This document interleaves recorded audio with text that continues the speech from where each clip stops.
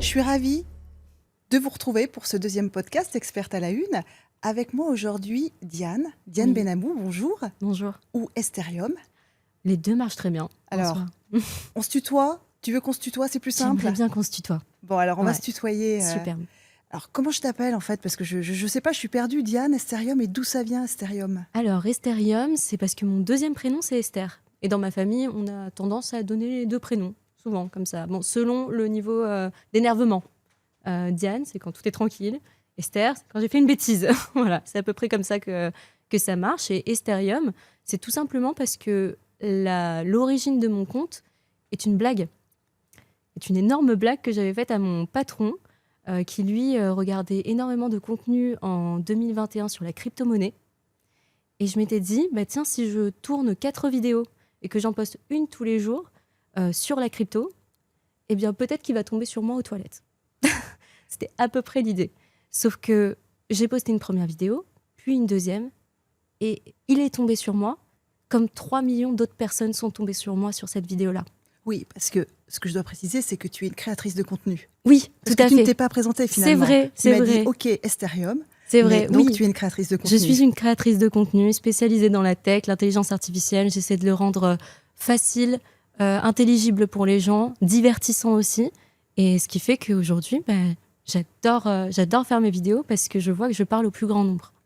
Alors, tu démarres comme ça un peu par hasard. Un peu Et c'est par ce que hasard, tu ouais. dis, 3 millions de vues dès la première fois, dès la deuxième fois. Dès la deuxième vidéo, et je rappelle encore que c'était une blague d'aller dans ce sujet-là. Et j'ai pris 100 000 abonnés en 2 semaines. Donc, en une semaine même, en une semaine. Et mon patron m'a dit, écoute, tu devrais continuer. Donc, moi, j'ai pris ça comme un défi et j'ai continué. Et sachant qu'à ce moment-là, j'écrivais des pubs, parce que j'étais en agence de pub, je me suis dit, ça serait intéressant quand même de comprendre aussi la mécanique de ces réseaux à travers ce compte. Si j'arrive à faire des vidéos qui performent sur ces réseaux avec un sujet aussi niche que la crypto-monnaie, c'est que j'ai compris. Et au fur et à mesure, pendant 6 mois, j'ai testé ça. Au fur et à mesure, je commençais à comprendre les accroches, la façon de faire de la rétention d'attention, comment faire un bon CTA. Et en fait, à chaque fois que je voyais qu'un concept marchait bien, je le Alors réadaptais. attends, un bon CTA, moi là déjà... Un bon call to action, une façon de rediriger vers son compte pour s'abonner, ou alors tout simplement pour des marques, pour pouvoir cliquer sur un lien, aller sur une application, pouvoir acheter potentiellement un produit. Tout ça, c'est des call to action, donc un moyen de passer à l'action. Et donc, toutes ces connaissances-là que j'accumulais, je les remettais dans mes concepts de vidéos pour mes clients. Mais comment tu t'es intéressée à la crypto-monnaie? Eh bien, justement, je m'y suis intéressée au moment où j'ai créé le compte. Tu n'y connaissais rien? J'y connaissais un petit peu, je voyais, parce que je m'intéressais à la blockchain, parce que la technologie en général, dans ma famille, c'est une culture. Donc, quand il y a un nouvel outil technologique qui est intéressant, on s'y intéresse. C'est comme ça, on saute dessus et on veut comprendre. Mais la seule chose, c'est que tout ce qui est crypto-monnaie, l'investissement, les choses comme ça, je ne connaissais pas assez bien pour être légitime d'en parler à des personnes. Et donc, quand je me suis rendu compte que j'avais un pouvoir de diffuser de l'information sur ce sujet-là, je me suis dit, maintenant, il faut se renseigner. Donc, j'ai passé des nuits, des journées, des cernes et des cernes à comprendre ce sujet pour essayer d'en parler au mieux possible. Et la seule chose, c'est qu'au bout de 6 mois, je me suis rendu compte qu'en connaissant mieux le milieu, eh bien, je ne l'aimais pas. Je ne l'aimais pas du tout. Je recevais tous les jours des propositions commerciales d'une centaine d'entreprises, d'une centaine de scams, en fait. Des arnaques? Les arnaques, exactement. Sur les 100, il y en avait peut-être 99 qui étaient des arnaques. Et pour le comprendre, je passais des nuits à essayer de comprendre leur projet.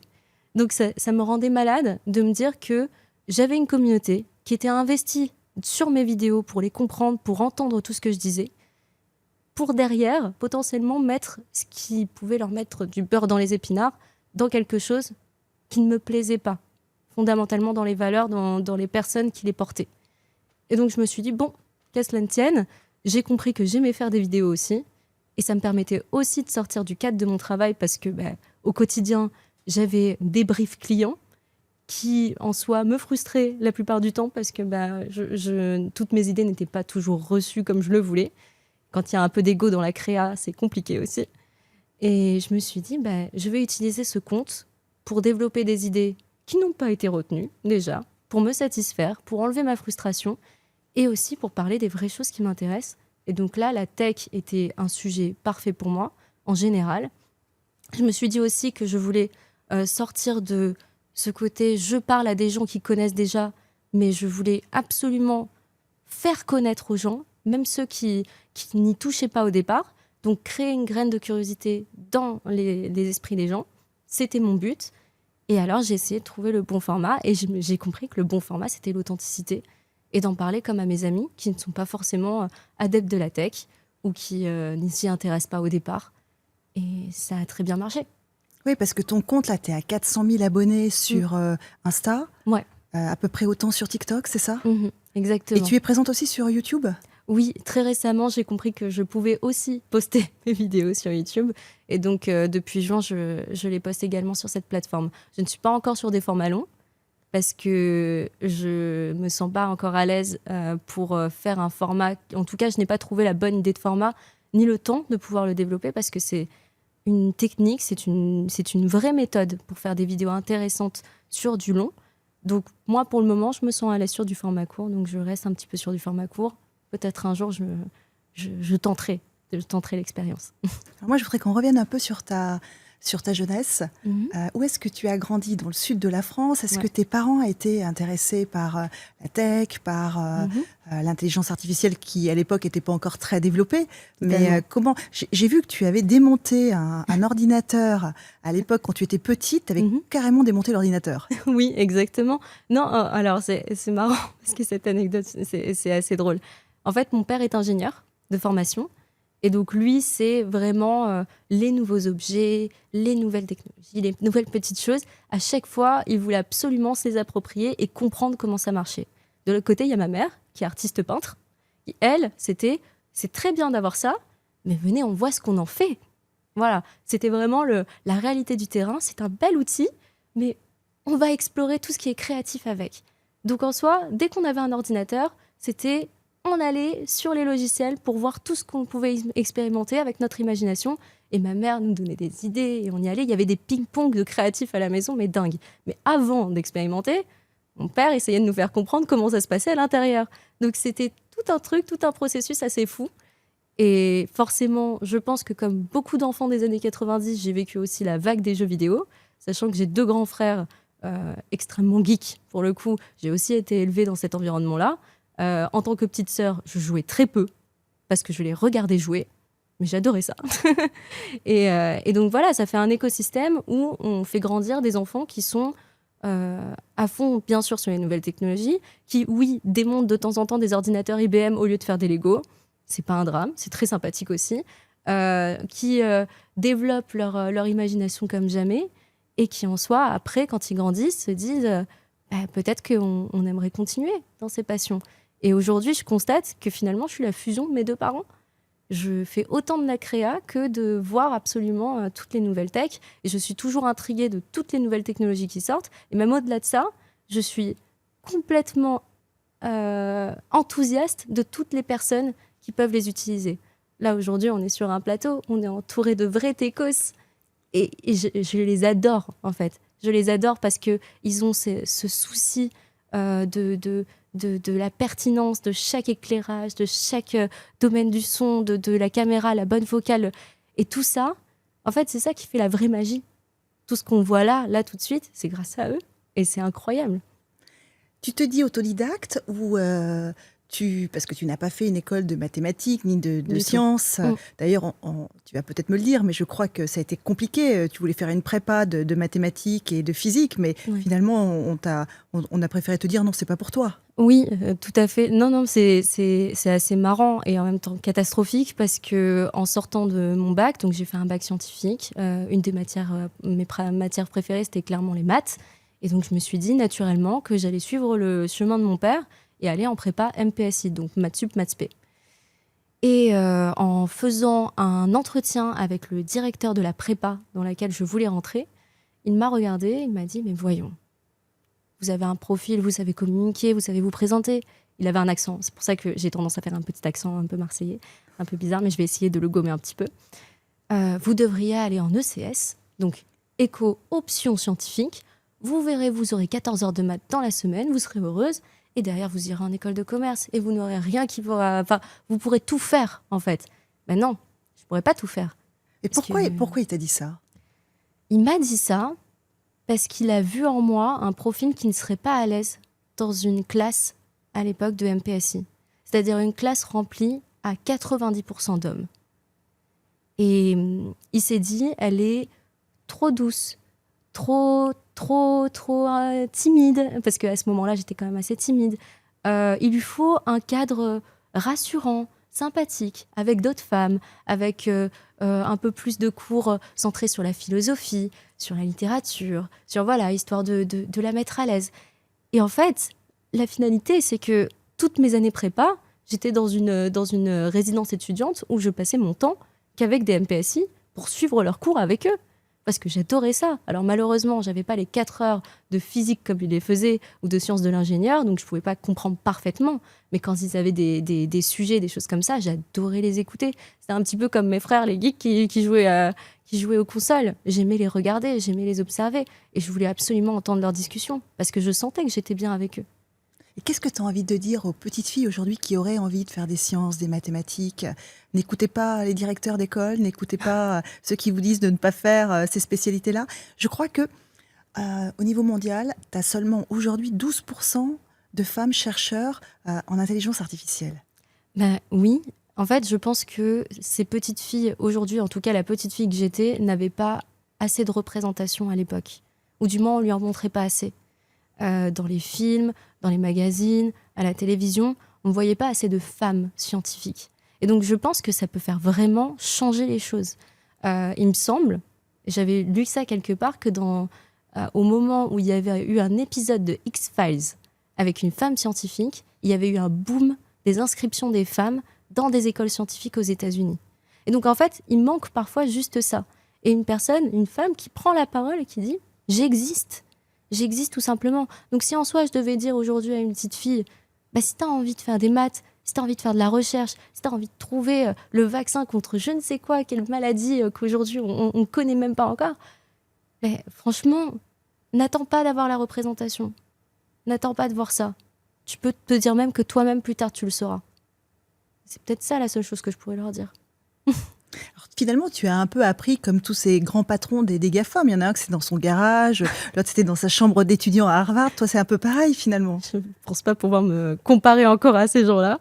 Mais oui, en soi, aujourd'hui, c'est très simple d'apprendre des choses de façon autodidacte. YouTube a beaucoup aidé, énormément. Le fait que les logiciels aujourd'hui deviennent de plus en plus accessibles aussi, en soi, ça aide énormément. Et donc oui, j'ai tout appris. J'ai tout appris aussi parce que on m'a donné le temps en soi à la maison et l'ouverture d'esprit de le faire. Donc ça, c'est tes parents qui t'ont donné cette ouverture? C'est mes parents, c'est ma mère qui m'emmenait au Cultura de notre ville chaque week-end en me disant bon, bah, choisis une activité manuelle et on voit ce qu'on en fait. Donc c'était à peu près ça. Et pour le montage, c'est mon père qui un jour m'a mis une caméra entre les mains et m'a dit écoute, jusqu'à présent, c'est moi qui fais je filme toutes nos vacances. Est-ce que ça te dirait de prendre le relais? Et donc, à 9 ans, il m'a mis une caméra dans la main et j'ai commencé à filmer des choses. Et je me suis dit, c'est quand même dommage d'avoir, comme mon père, des cassettes où tout s'enchaîne. On ne pourrait pas en faire un montage. Et donc là, on recherche, on voit, on essaie de comprendre. Bien sûr que mes premiers montages sont catastrophiques. Puis ensuite, on essaie d'avoir des histoires à raconter parce qu'on a un objet incroyable dans nos mains. Donc, on peut encore plus faire. Et donc là, on apprend à écrire, on apprend à faire du storytelling, on apprend plein de choses. Donc oui, c'est quelque chose que j'ai appris toute seule, mais c'est aussi quelque chose que j'ai eu la chance de pouvoir faire parce qu'on m'a donné aussi les clés. C'est pour ça, aujourd'hui, la plupart du temps, quand des personnes viennent me voir et me disent franchement, quand est-ce que tu as pu apprendre? Comment tu as fait? Comment ça? Je me dis d'abord, dis-moi, qu'est-ce que tu faisais quand tu étais petit? Parce qu'il est possible qu'aujourd'hui, tu es créatif, mais tu n'as pas exploré parce qu'on ne t'a pas donné les clés pour pouvoir l'explorer au départ. Et c'est pour ça que je pense qu'un créatif peut sortir de n'importe où. Mais vraiment, n'importe où. Et tu as fait des études de commerce, du coup? Ouais, des études de commerce, marketing digital, marketing international et prépa, bien sûr, ECS. Et tout ça ne m'a pas servi à grand-chose par rapport à aujourd'hui. Enfin si, la prépa m'a mis des bonnes claques de réalité. Ce qui en soi est pas mal. Quand on a la tête un peu trop dans les nuages, il faut quand même apprendre à avoir les pieds sur terre. C'était ton cas? T'étais dans les nuages? J'étais tellement dans les nuages. Tellement. J'étais un papillon. Désorganisée, je ne savais pas concentrer mon travail sur une tâche. J'étais vraiment, j'étais éparse, complètement éparse. Et la prépa m'a permis d'au moins savoir que j'avais une certaine capacité de travail, comprendre que je pouvais avoir de la rigueur sur certaines choses. Je ne dis pas qu'aujourd'hui, je suis la plus rigoureuse du monde, mais au moins, quand je sais que je dois travailler sur quelque chose, je le fais à fond et je sais que je ne peux pas le quitter des yeux tant que je n'ai pas terminé la tâche. Et donc ça, c'est aussi quelque chose que j'ai appris en prépa, à coup de beaucoup de cachets de guronzan, malheureusement. Mais oui, c'est comme les médecines en soi. C'est une sacrée école. Mais derrière, ça me fait toujours rire de me dire que le montage qui m'a permis d'avoir... Ça, c'est peut-être pas un conseil quand même. Comment ? Le guronzan, c'est peut-être pas un conseil à donner. C'est le pire des conseils. Le pire des conseils. Je conseille de passer une prépa pas toxique, où on organise mieux son travail que moi à l'époque, où on arrive à avoir des heures de sommeil intéressantes, où on arrive à se faire des amis de guerre, bien, parce que les miens sont restés jusqu'à présent mes meilleurs amis, et c'est très important de se faire son entourage bien à ce moment-là. Non, c'est pas un conseil. Le guronzan, jamais de la vie. Ça fait de la tachycardie, c'est pas bon, ça simule du café dans votre sang, ce n'est pas bon. Donc tu l'as remplacé par quoi, là? ChatGPT? Le guronzan? Pour t'organiser, en tout cas. Pour m'organiser, oui, beaucoup de ChatGPT, Gemini aussi, beaucoup. En soi, c'est à peu près la même chose, mais ça dépend des tâches. J'aime bien aller l'un ou sur l'autre. Et en soi, oui, aussi un peu de maturité. Beaucoup de maturité. Ouais. Et à travers tes vidéos, qu'est-ce que tu as envie de faire passer comme message? Parce que tu vulgarises tout ce qu'on ne comprend pas. Alors, tu essaies de nous expliquer. Moi, j'ai regardé tes vidéos et c'est vrai que je me disais, là, tu nous parles dernièrement d'une puce qui va être révolutionnaire. C'est une puce, alors je ne sais plus comment tu l'appelles, hein, TPU. La TPU, c'est ça? Ouais. Donc, je ne sais absolument pas ce que c'est. Donc, comment tu arrives ou comment tu vas choisir tes sujets pour intéresser finalement ta communauté? En fait, ça part de discussions. En général, alors il y a beaucoup de... Je me renseigne tous les jours et je suis les actualités, je suis les nouveaux outils qui sortent. Et en général, quand il y a un nouvel outil qui sort, je me mets en tête de qu'est-ce que je pourrais faire de façon créative pour le montrer à ma communauté, pour dire, tiens, ça pourrait vous intéresser, ça pourrait être intéressant pour vous.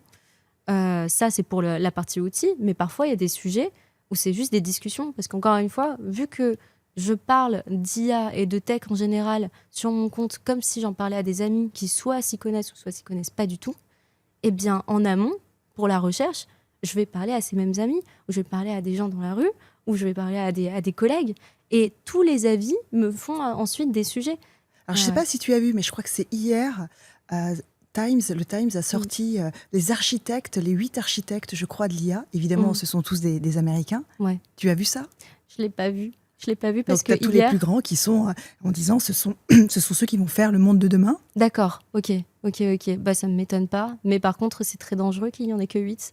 S'ils en prononcent que 8, c'est par rapport aux entreprises, c'est ça? Ils ont dit Google, truc. Exactement. Et puis, il y avait quand même 2 femmes au milieu. Donc, il y a la marraine de l'IA. Ok. Ah oui, bien sûr. Que tu dois connaître. Bien sûr.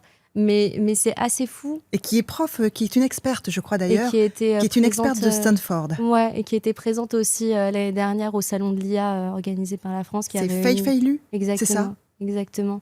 Elle était présente, elle avait fait le discours d'ouverture qui était assez fou. Et d'ailleurs, je m'étais dit quel positionnement bien trouvé d'avoir pris la femme de l'IA, parce qu'il n'y en a pas des tonnes, hein, pour justement parler à tous les pays sur ce salon qui était quand même international et qui était très attendu. Et cette femme, oui, elle est impressionnante. J'ai pu un petit peu parler avec elle, mais je me sens... Tu l'as rencontrée? Je l'ai rencontrée. Et tu l'as rencontrée à quelle occasion? Au salon de l'IA. C'était justement organisé par la France l'année dernière. Et j'ai eu l'honneur de pouvoir lui parler peut-être 2 minutes. Mais je me suis dit, j'ai un puits de connaissances en face de moi. J'ai 2 minutes face à elle. Qu'est-ce que je peux lui dire? Et la seule question que j'ai pu lui dire, sur le coup, c'était « Est-ce que vous allez bien? Ça va aller ?» Elle m'a dit oui, tout va bien, il n'y a pas de souci. Et je lui disais non, mais parce que là, il y a quand même une énorme pression et en même temps une énorme charge sur vos épaules pour pouvoir faire passer le bon discours. Et sachant que, encore une fois, j'ai beaucoup d'espoir sur les représentations féminines, je lui ai demandé est-ce que vous pensez que vous allez inspirer beaucoup de femmes? Elle me disait c'est tout mon but. Et donc Et aussi, ce que j'aimais bien, c'est qu'elle m'avait dit, c'est mon but. Et en même temps, je ne veux pas mettre de côté les hommes, parce qu'on n'est pas non plus sur quelque chose de purement les IA doivent appartenir aux femmes ou la tech doit appartenir aux femmes, mais juste de travailler ensemble un maximum. Et donc là, je me suis dit, bon, bah voilà, je suis face à une grande femme. Et derrière, elle a fait un discours juste incroyable. C'était merveilleux. Mais les 8 architectes, par contre, moi, d'un côté, je me dis, bon, bah, c'est pas mal qu'ils aient pu stabiliser dans leur pensée le Times 8 personnages, 8 entités assez importantes. Ce qui veut dire que peut-être que la course à l'IA va commencer un petit peu à ralentir. Parce qu'on va justement se stabiliser sur des grands acteurs et donc on va solidifier un petit peu les outils, c'est-à-dire les rendre plus éthiques, les rendre plus intéressantes pour tout le monde et même commencer à faire des lois là-dessus qui pourraient être aussi intéressantes. Mais par contre, le fait que ça repose encore une fois que sur 8 acteurs, bah là, encore une fois, nos mains sont un peu liées, quoi. Il faudrait voir. À ton sens, il y a des grands acteurs en France. Qui sont-ils ? Malheureusement, aujourd'hui, les concurrents français, je trouve qu'ils ne sont pas encore, mais ils vont le devenir, j'imagine. Pas encore au niveau d'un Gemini, par exemple, qui, lui, intègre des générateurs d'images, des générateurs de vidéos et qui sont toujours plus performants. Donc, c'est pour ça que j'en parle un petit peu moins. Et la seule chose, c'est qu'on a une obligation en tant que consommateur et utilisateur aujourd'hui de se former sur les meilleures plateformes parce que sinon, on est un peu décalé par rapport aux autres, notamment au niveau des CV, au niveau de tout. Et donc, je ne conseille pas directement les plateformes françaises ou les plateformes... c'est juste ça. Mais j'attends qu'elles se perfectionnent et elles vont venir et il n'y a pas de souci. On dit souvent qu'on est un petit peu en retard par rapport aux Américains, donc ça ne devrait pas tarder. Et pour connaître tous ces outils, etc., on peut imaginer qu'ils t'invitent pour faire découvrir leurs produits ? Pas du tout. Pas du tout ? Pas du T'es tout. pas allé aux États-Unis à la keynote d'Apple ? Ah si, bien sûr, mais je pensais aux plateformes dont on parlait. Ah, les plateformes. Mais... Ah oui. Ah bah oui, les plateformes. Bah oui, bien sûr. Quand on parle d'Apple, là oui, ça c'est sûr. Je suis allée aux États-Unis, j'ai vu la keynote, j'ai eu la chance de faire partie des 900 personnes invitées dans le monde entier à cette keynote. En France, on n'était que 9. Comment t'as été choisie ? Bah écoutez, c'est assez drôle. Et je vous vois depuis tout à l'heure. C'est pas grave. Ça a été naturel. Ok. J'ai été choisie parce que j'étais en contact déjà avec les équipes d'Apple France au niveau de la communication. Et un jour, leurs équipes m'ont contactée pour me dire, bah voilà, on a la directrice produit monde qui vient sur Paris et on aimerait te la faire rencontrer. Et donc, je l'ai rencontrée, j'ai pu lui poser plein de questions, notamment sur leur publicité, parce que moi, je m'intéressais aussi à leur communication surtout. Je leur disais, bon, cette publicité-là, comment vous avez fait par rapport au bad buzz, des choses comme ça. J'ai eu le droit de poser toutes les questions que je voulais. Et à la fin de notre entrevue, elle m'a dit, qu'est-ce que tu aimerais faire avec nous ? Ah, écoutez, alors, j'ai 2 vœux, on va dire. C'est comme les vœux au génie, voilà, je me permets. Le premier vœu, ça serait d'assister à des coulisses d'une publicité qui potentiellement pourrait avoir un impact gigantesque sur votre marque et qui va être vu par le monde entier. Ça serait le premier vœu. Voilà. Deuxième vœu, aller à une keynote. Parce que c'était le rituel de ma famille depuis toute petite. On regarde les keynotes avec mon frère. Voilà, c'est vraiment comme le Super Bowl, on va dire. On est vraiment avec le popcorn, le projecteur et on regarde chaque année toutes les keynotes. C'est comme la Coupe du Monde de foot. Exactement. C'est tout pareil. On commente, on est à fond. C'est notre soirée à nous. Ouais. Donc, mon objectif, c'était d'y aller, de faire mon meilleur FaceTime avec mon frère et de lui dire, on l'a fait. Voilà. C'était vraiment ça. Et donc, ça s'est passé comment ? Donc, t'es allée là-bas toute seule ? J'y suis allée toute seule, bon, accompagnée de 8 autres Français. Et tout était payé ? Tout était payé, bien sûr. On n'a pas... Apple ne fait pas de sponsor avec des créateurs, mais par contre, ils les invitent à des événements, ils leur prêtent des produits. Donc voilà, c'est à peu près leur stratégie, c'est de nous mettre bien en soi sur place pour que l'on puisse être dans les meilleures conditions pour créer du contenu après sur place. D'être leurs meilleurs ambassadeurs. Exactement. En soi, les 900 personnes choisies sont en soi des ambassadeurs ou alors des médias pour pouvoir avoir le premier article qui sort. Mais en fait, les ambassadeurs, si on peut les appeler des ambassadeurs, les créateurs qui sont sur place, ils savent, et moi je ne le savais pas pour le coup, et c'est là que j'ai été un peu déroutée, ils savent qu'en prenant la première vidéo d'un iPhone 17, eh bien, ils vont faire des millions et des millions et des millions de vues. En fait, c'est les premiers diffuseurs de ces produits sur les réseaux. Et donc, ils ont un coup à faire sur cet événement. La seule chose, c'est que moi, j'ai été invitée avec mes formats que je fais et qui prennent un peu de temps pour être faits. C'est-à-dire, si c'est du storytelling, moi, je pensais aller sur place, faire quelques stories, bien sûr, pour dire, regardez, je suis ici, c'est incroyable, je suis hyper contente. Mais ensuite, filmer un maximum de choses, processer ce que j'ai vécu pour ensuite le raconter face caméra dans mon appartement parisien. Rien à voir avec le timing d'Apple, sur le coup. Et quand j'en ai parlé aux équipes de communication France d'Apple sur place, elles m'ont dit, mais écoute, si on t'a invité, c'est aussi pour ça. C'est aussi pour ça, c'est pas pour faire du contenu comme ça directement. Ça, si on veut du contenu directement, on en a plein des créateurs. Toi, ta façon de raconter, c'est ton point de vue, c'est tes choses, on aime ça aussi. Donc fais comme tu sens. Et là, la pression est redescendue et j'ai pu apprécier complètement l'événement comme il était. Et oui, c'est assez impressionnant parce que les locaux tels que je les voyais, je les vois enfin avec leur vraie grandeur, avec leur superbe, les jardins, comment ils sont faits aussi, c'est incroyable.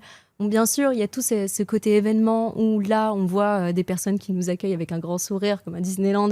Donc là, pour le coup, bien sûr qu'on essaie de nous mettre dans une certaine ambiance. Mais on ressent l'énergie d'une équipe qui a bossé comme jamais pour que juste à cet événement, il puisse y avoir les commentaires du monde entier qui tombent, en fait.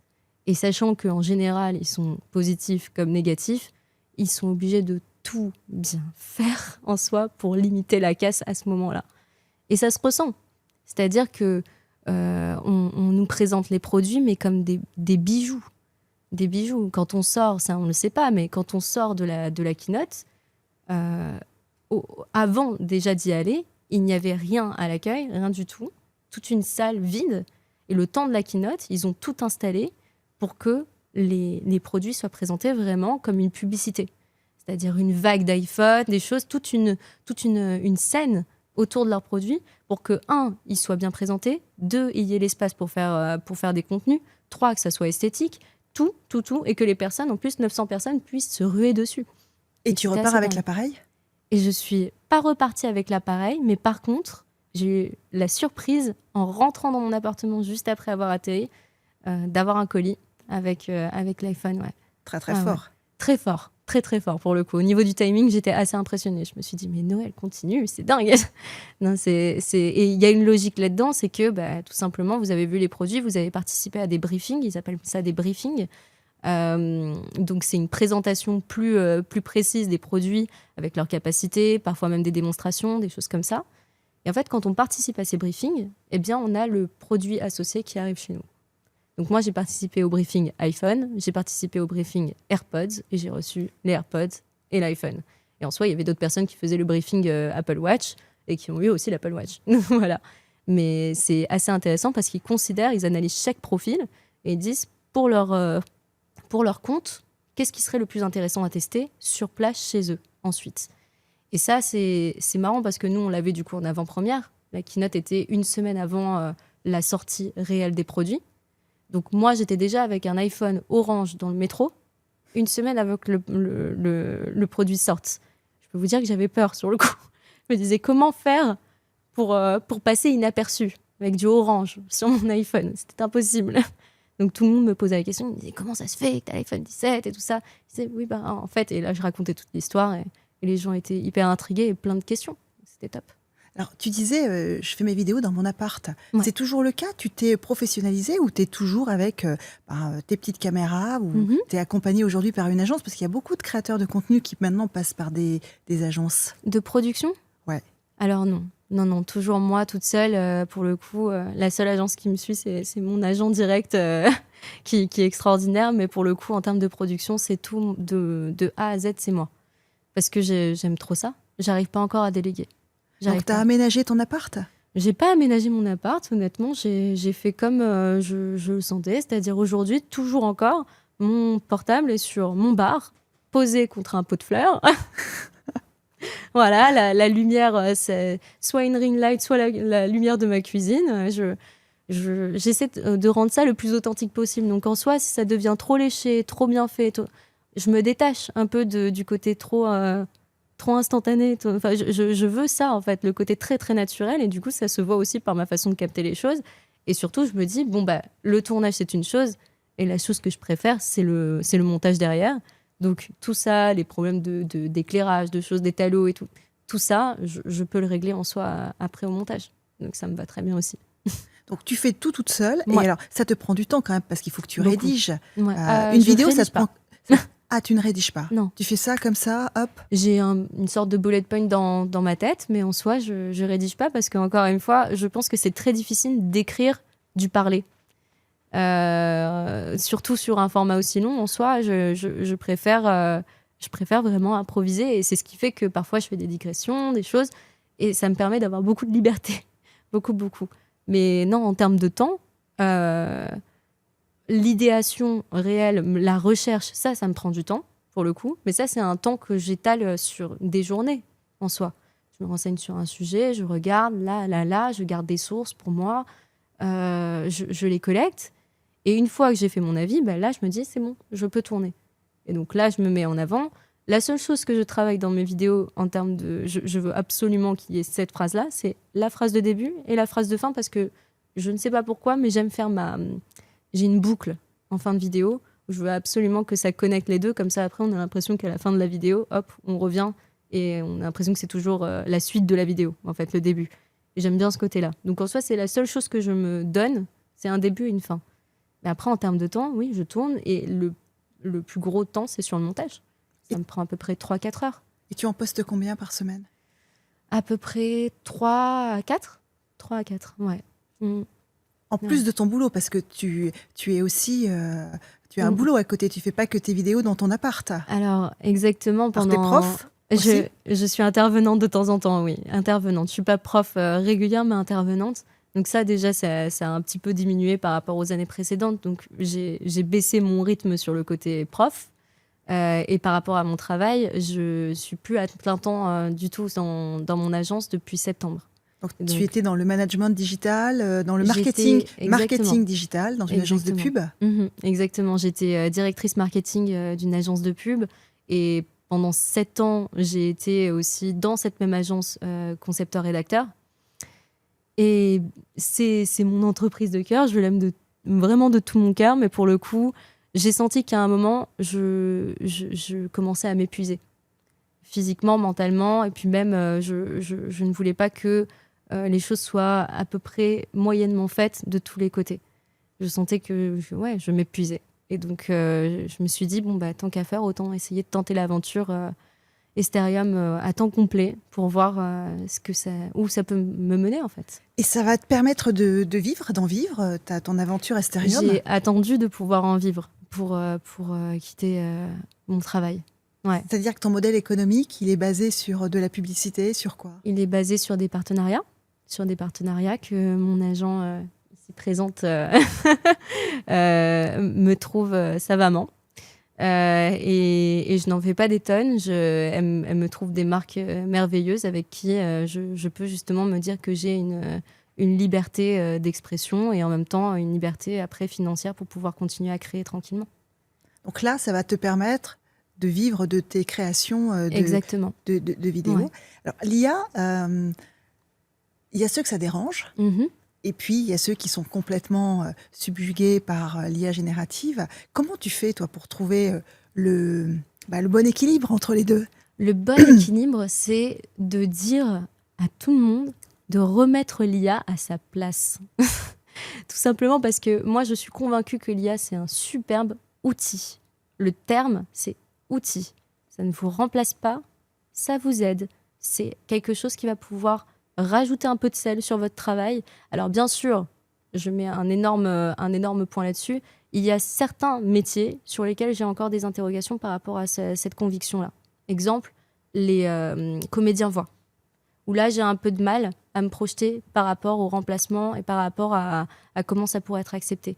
Mais en fait, j'ai de plus en plus d'indices donnés par d'ailleurs des récents faits qui me font penser que l'opinion des gens ne va jamais laisser basculer l'IA sur le remplacement. Je vous donne un exemple là qui est frais.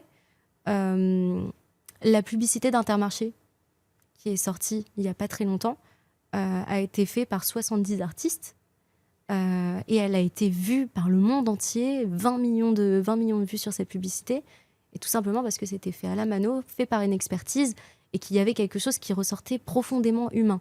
Contrairement à une publicité de Coca-Cola, par exemple, qui a encore été mal vue, parce que deux années d'affilée, c'est la deuxième année d'affilée où ils essaient de faire quelque chose, un rendu avec l'IA, qu'ils ne peuvent pas faire, parce que justement, les personnes attendent une certaine magie, une certaine humanité dans la publicité qu'ils ne retrouvent pas à ce moment-là. Et donc, en fait, le fait qu'il y ait toujours le public qui fasse ressortir ce « on est heureux de voir que l'humain, on le remarque dans un travail qui est profondément fait par une expertise humaine », eh bien, ça me fait penser que, encore une fois, l'IA doit rester à sa place. C'est un bel outil, mais l'expertise prône. Toujours. Cultivez votre expertise un maximum, et c'est comme ça que j'en parle. Cultivez votre expertise, il n'y aura jamais mieux qu'un DA pour faire de la génération d'images, il n'y aura jamais mieux qu'un motion pour faire de la génération donc un directeur artistique. Un directeur artistique, exactement. Il n'y aura jamais mieux qu'un motion designer, donc quelqu'un qui fait des animations sur After Effects, par exemple, pour faire des effets, générer des vidéos sur fond vert d'un produit, de quelque chose sur n'importe quel générateur de vidéos. Il n'y aura jamais mieux qu'un créatif pour sortir une idée intéressante avec de l'IA. Mais si tu donnes 2 vidéos à voir aujourd'hui, tu peux être berné. Tu peux bien te dire sûr qu'on peut être berné. Que c'est de l'humain alors que c'est de l'IA et vice-versa. Bien sûr qu'on peut être berné. Et bien sûr que c'est impressionnant. Mais la seule chose, c'est que de là à dire que demain, on acceptera, je ne dis pas que ça ne sera pas possible de le faire, mais on acceptera d'avoir une production 100% IA, c'est beaucoup plus compliqué. C'est beaucoup plus compliqué. Et pourtant, je suis raccord sur le fait, par exemple, qu'il va y avoir des nouveaux métiers et d'autres potentiellement qui vont s'essouffler. Comme toute nouvelle technologie. Quand Internet est arrivé, bien sûr qu'il y a eu des métiers qui se sont essoufflés et d'autres qui ont émergé. Je ne serais pas là en train de vous parler si ce n'était pas le cas. Et derrière, je me dis, d'accord, alors peut-être qu'il va y avoir des prompteurs de génie, des prompt ingénieurs incroyables qui vont arriver sur le marché. Peut-être qu'il va y avoir des formateurs IA qui vont arriver sur le marché. Mais je pense que dans l'acceptation, et c'est quelque chose aussi de marketing en soi, l'acceptation des IA ne peut pas se faire de manière aussi brusque qu'aujourd'hui, comme on le fait, c'est-à-dire vous allez être remplacé, l'IA peut faire tout ce que vous voulez, regardez, c'est impossible. C'est impossible. Je pense réellement qu'il faut le penser comme ça pour que ça soit un maximum diffusé, ces outils. Il faut le penser de vous cultivez votre expertise et vous rajoutez du sel. C'est tout. C'est tout. Et qui est ta communauté? Alors, qui te suit? Est-ce que tu as regardé un petit peu, tu t'es penchée sur tes abonnés? Je me suis penchée, mais j'ai surtout rencontré. Et quand je vais dans des salons comme Vivatech ou encore récemment à la Creator Week, je vois que les personnes qui regardent mes contenus et qui sont abonnés à mon compte sont tous extrêmement différents. Je peux avoir des adolescents qui s'intéressent à l'IA, ou alors des parents qui sont effrayés par ça par rapport à l'avenir de leurs enfants, ou alors des personnes qui sont en entreprise et qui se disent je dois me mettre un petit peu à la page, ou alors des patrons qui disent j'adore votre contenu parce que je peux le diffuser aussi à mes équipes, ou alors des gens qui sont dans le domaine des technologies, de l'IA et tout ça, et qui disent en fait votre contenu il me détend. En fait, je trouve ça méga smart de parler de l'IA de cette façon-là, parce qu'en général, on en parle de façon très technique et très dure, et à un moment, on se dit on a besoin un peu de souffler, je vois vos contenus, je comprends très bien, il n'y a pas de souci, et ça me fait du bien de les regarder. Je me dis, c'est merveilleux, elle est merveilleuse cette communauté, elle est incroyable. Donc tu as des jeunes, des moins jeunes J'ai des jeunes, des moins jeunes, des gens qui sont curieux, d'autres qui connaissent déjà, d'autres qui ne connaissaient pas et qui s'y intéressent parce qu'ils aiment aussi ma personnalité. J'ai vraiment... Ouais, tout le monde. Et des personnes plus âgées, des seniors? Les des seniors, grands-parents, par exemple, ils en pensent quoi? Ils comprennent pas. Ils comprennent pas, mais c'est bien normal. C'est bien normal, parce que la vérité, c'est que je me rends compte que là, par exemple, rien qu'en parlant avec vous, oui, il y a des termes que je sors comme ça, qui est DA, par exemple. C'est vrai que même si c'est pas de la tech de dire DA, mais c'est pas évident pour tout le monde. C'est pas évident pour tout le monde. Et si je dis prompt à quelqu'un qui n'a jamais entendu parler d'une IA de sa vie, bien sûr qu'il va bugger.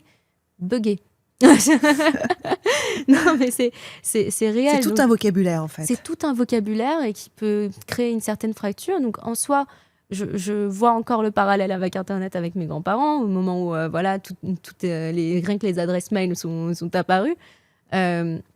Donc, je pense que je ne sais pas si ils en ont besoin aujourd'hui, les personnes plus seniors. Et quand je parle de seniors, moi, je pense à mes grands-parents qui ont plus de 85 ans. Je ne sais pas si vous pensez aux seniors 60 ans. Parce que 60 ans, mes parents, ils regardent. Alors, tu sais, on peut être senior à partir de 45. Hein. Alors, moi, je vous dis, la notion de senior varie en fonction de ma croissance aujourd'hui. C'est-à-dire que je ne veux pas considérer que mes parents sont seniors. Voilà.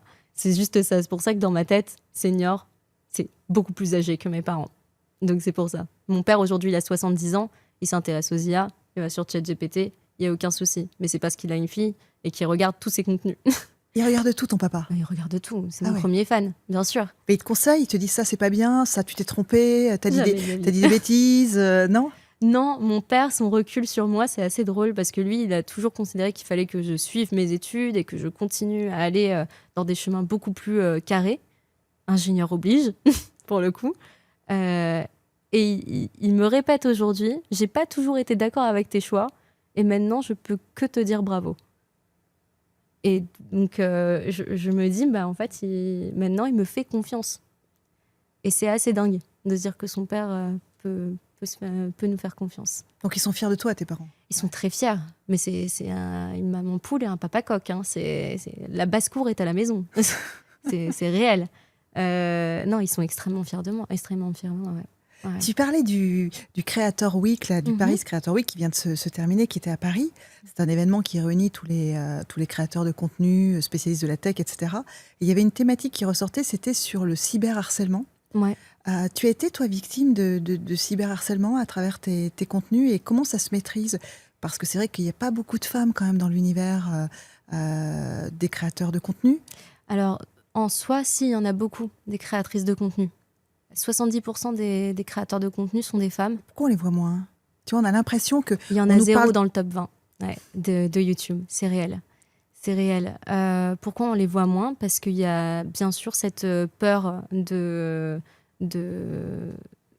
cyberharcèlement. Donc ça en convainc beaucoup de ne pas trop s'exposer.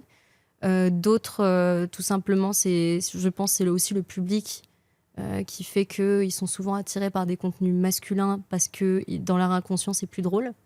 Les femmes, il me semble que j'avais vu une fois un documentaire disant que les gens ne trouvaient pas les femmes drôles, alors qu'en soi, je pourrais en citer des humoristes femmes qui sont extraordinaires. Mais sur les réseaux, on considère qu'une femme qui n'est pas...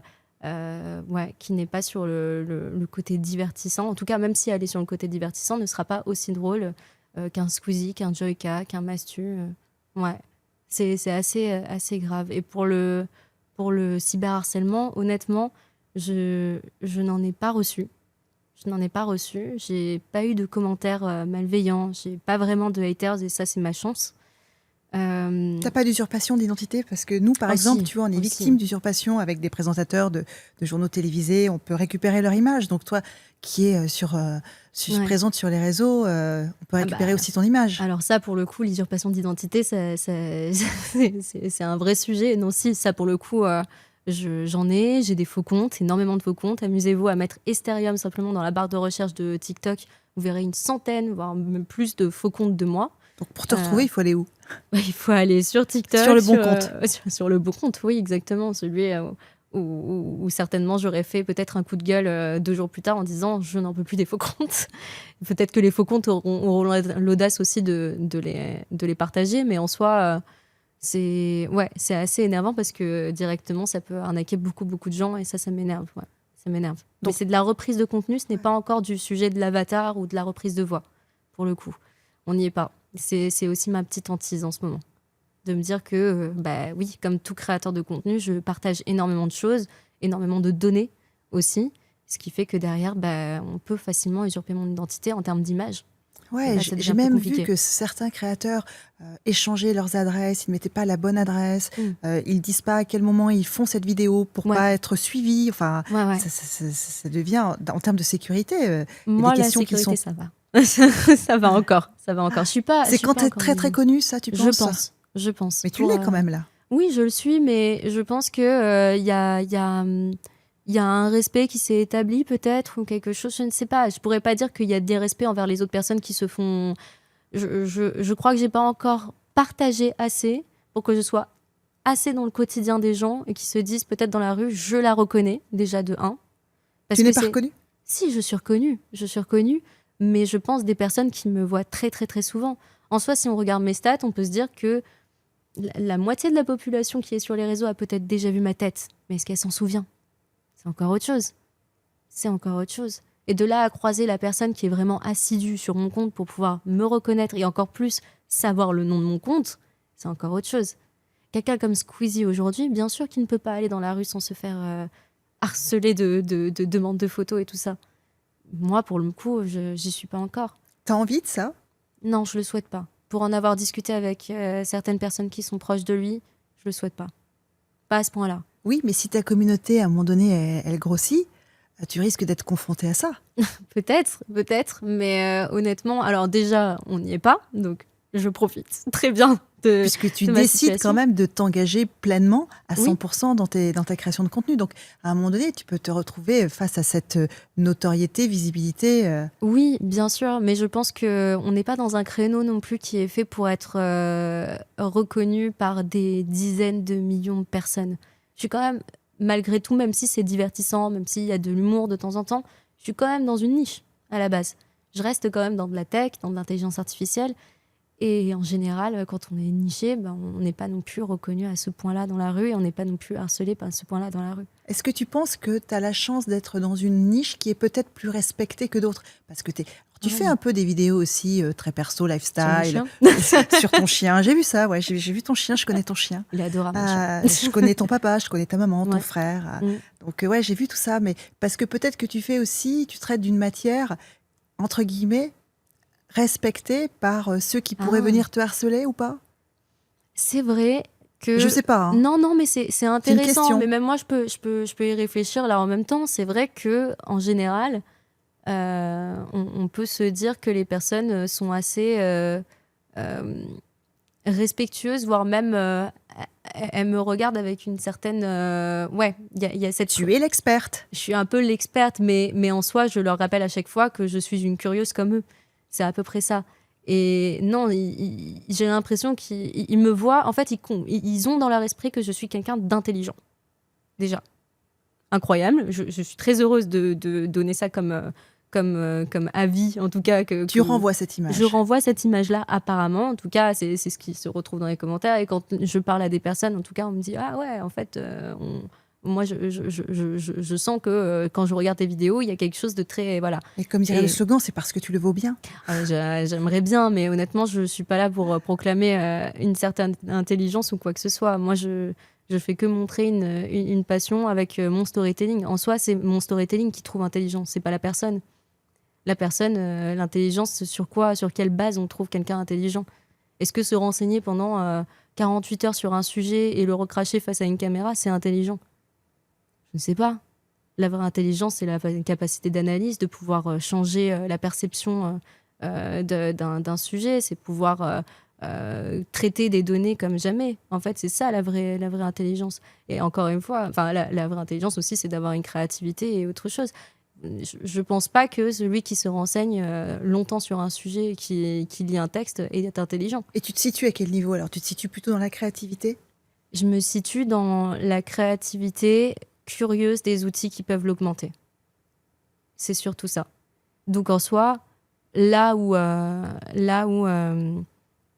l'IA m'a donné un certain intérêt, en tout cas, c'est que je me suis dit quelle merveilleuse opportunité pour les créatifs. Bien qu'il y ait énormément de discours à l'inverse sur ces outils, je trouve que quelqu'un qui... Et j'espère qu'il y a d'autres personnes comme moi, en tout cas j'en ai déjà entendu, quelqu'un qui regorge d'idées, mais au point de se réveiller en pleine nuit en sueur en se disant il faut que je la note, puisse se retrouver face à un outil comme l'IA, qui puisse lui donner même un aperçu de cette idée pour l'apaiser. C'est incroyable, en fait, comme sentiment. Se dire, j'ai eu la visualisation de quelque chose et j'aimerais pouvoir le faire. Au moins savoir que c'est tangible, c'est quelque chose qui peut se faire. Et bien là, moi, dans la journée, je me dis, bon, d'accord, je vais mettre ça en place et ce soir, j'aurai un résultat. Et c'est incroyable. Incroyable de pouvoir voir nos idées. Je trouve ça fou. Je pense tout créatif peut se retrouver là-dedans. de ne pas être frustré, de perdre ses idées. Je pense que tu as vu comme moi ce qu'avait décidé l'Australie d'interdire les réseaux sociaux aux moins de 16 ans. Quel est ton avis? Tu en penses quoi? C'est mitigé. Tu vas perdre des abonnés? Ça, après, on gère avec, hein, honnêtement. Moi, je suis déjà heureuse d'avoir une communauté. En soi, si on considère que les personnes de moins de 16 ans devraient ne pas aller sur ces plateformes, ok, il n'y a pas de souci. Mais moi, je trouve que on traite le mauvais problème. On traite de la mauvaise façon, en tout cas, ce problème-là. Aujourd'hui, on constate que, oui, les réseaux sont nocifs d'une certaine façon quand c'est utilisé à outrance, quand c'est utilisé de la mauvaise façon. Derrière, on constate que les réseaux ont des méthodes pour garder notre attention. Donc en soi, est-ce que c'est de notre faute ou est-ce que c'est de leur faute aux plateformes par rapport à leur algorithme et par rapport à la façon dont ils ont été conçus? C'est encore autre chose. Donc enlever les réseaux sociaux alors que potentiellement ils peuvent apporter de l'information, des contenus qui peuvent enrichir, qui peuvent ouvrir une certaine curiosité, encore une fois, à toute une population qui est en train de se construire aussi. Je trouve ça un peu dommage. Par contre, moi, ce que j'aimerais, c'est qu'on remette un peu en cause les plateformes elles-mêmes, qui, elles, font de plus en plus de nouveaux outils, comme TikTok en soi. TikTok, ça a été créé pour, justement, retenir un maximum l'attention et qu'on reste un maximum sur ces plateformes. Donc, pourquoi ne pas réfléchir plutôt avec les plateformes pour cette catégorie de gens, c'est-à-dire les moins de 16 ans, voire même les plus adultes, parce qu'en soi, pour moi, on peut être le plus intelligent, le plus âgé, le plus mature, le plus tout ce qu'on veut. On peut se faire avoir par les jeux des réseaux. On peut rester dans ce système infini de scroll. Il n'y a aucun souci. Pourquoi on ne change pas plutôt les règles du jeu du côté des plateformes plutôt que de changer les règles du côté des utilisateurs? Pourquoi on enlève? Pourquoi on fait cette méthode-là, sachant qu'en plus, aujourd'hui, les jeunes ne sont pas bêtes et ils sauront les contourner? C'est sur ça où je suis un peu ouais. J'essaie de comprendre cette décision-là. J'essaie de comprendre, mais j'ai un peu du mal. Et pour toi, l'IA utilisée à l'école, dès le plus jeune âge, tu penses que c'est une bonne chose ou Je pense qu'il doit y avoir une éducation autour de l'IA. L'inclure de façon... vraiment, il faut faire comprendre comment on l'utilise, comment on peut l'intégrer d'une certaine façon, mais par contre, ne pas supprimer les parties des cours, les parties de l'apprentissage qui permettent de faire fonctionner, ou du moins d'établir dans le cerveau certaines connexions pour avoir l'esprit d'analyse, l'esprit de contraction des textes, l'esprit de résumé. Tout ça ne doit pas être enlevé. Mais je pense que dans l'IA, on peut aussi trouver d'autres façons de pouvoir développer ces mêmes capacités. Donc en soi, il faut l'intégrer. Dans tous les cas, il faudra un minimum l'intégrer. Parce qu'on ne peut pas non plus dire jusqu'à cet âge-là, vous ne pouvez pas l'utiliser, alors que chez vous, vous l'utilisez déjà. Pour avoir déjà donné des cours à des personnes de 14 ans, 15 ans, ils m'ont tous dit qu'ils faisaient leurs devoirs avec ChatGPT. Et du coup, alors, venez, on apprend à bien l'utiliser peut-être. Parce que là, c'est ridicule. Ou alors, est-ce qu'il faut repenser les cours complètement? Et voir peut-être même la notion de devoir. Et alors là, on part dans des énormes débats, quoi. Et sur l'apprentissage, c'est difficile pour des jeunes de bien utiliser, tu vois, ChatGPT, parce qu'il y a une question de facilité, ça fait tout seul. Par exemple, moi, j'utiliserais l'IA en cours pour faire des cours personnalisés, par exemple. Je dirais, on arrive sur un cours de maths, la façon qu'on a d'apprendre les maths aujourd'hui n'intéresse pas tous les étudiants, et peut-être qu'il faut un peu plus de concret, peut-être plus de visualisation, peut-être plus de règles physiques de la vie réelle, pour comprendre les chiffres, pour comprendre certaines lois. Et donc, pourquoi ne pas demander en début de cours à un élève, sur une certaine plateforme, avec des IA, tout ce qu'il faut, de dire, votre centre d'intérêt, c'est quoi? Vous aimez le skate, vous aimez ça, ok, d'accord. Et à la fin, le cours de maths serait adapté pour lui donner le cas pratique parfait, adapté à sa pratique actuelle de sa passion. Pourquoi pas? Ça serait intéressant aussi. Et donc là, en fait, ça lui redonnerait de l'intérêt. Je pense qu'il faut redonner de l'intérêt dans certains cours. Je pense qu'il faut donner de la gamification aujourd'hui pour qu'on redonne aussi une certaine attention. Voilà, c'est tout un truc à repenser, en tout cas, pour que on n'utilise plus l'IA parce que en fait, ça ne m'intéresse pas. Je trouve que je perds mon temps à essayer de faire mes devoirs. mais qu'on l'utilise justement pour rendre tout ça intéressant et qu'on ait envie de les faire, ces devoirs, ou du moins qu'on ait envie d'apprendre. Et tu crois que nos enseignants vont arriver à suivre ? Je pense que tout ce qui pourra leur rendre leur cours plus agréable pour eux aussi sera intéressant. C'est-à-dire qu'aujourd'hui, être face à une classe de gens lobotomisés, tristes d'être là, parler à un mur, c'est pas non plus intéressant pour eux. T'as eu des profs comme ça ? Non, mais j'en connais aujourd'hui qui ne sont pas bien, qui sont tristes de voir qu'il y a des élèves qui ne veulent même pas être en cours, qui sont tristes de voir des murs. Donc en soi, rendre les cours plus sympathiques pour eux, pour les élèves, sortir de la journée sans être mal en fait, que ce soit pour les élèves ou les profs, pourquoi pas ? Moi je dis pourquoi pas, ça paraît sympa comme perspective. Tu te vois où dans les 5 prochaines années ? Je sais même pas ce que je vais manger ce soir. Dans les 5 prochaines années, mais franchement, alors je vais vous dire la phrase que je dis toujours dans ces moments-là, la vie a beaucoup plus d'imagination que moi. Réellement. Il y a un an, je n'aurais jamais pu imaginer être dans cette tour avec vous. Vraiment.